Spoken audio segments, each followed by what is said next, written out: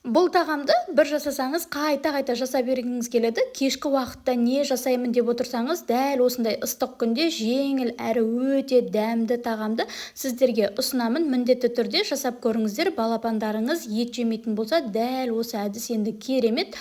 Ең алдымен жуамызды ет тартқыштан немесе осылай майдалап турап алсаңыздар болады. Негізі ет тартқыштан өткізген жақсы екен.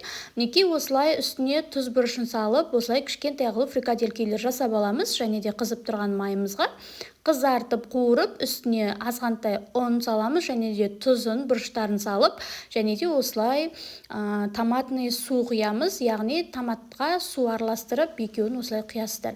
Картопымызды алдын ала пісіріп, осылай үстіне сармайменен сүт қосып, жақсылап араластырып аласыздар. Миксермен араластырсаңыздар, одан да дәмдірек болады. Мінекей біздің осылай етіміз де пісті.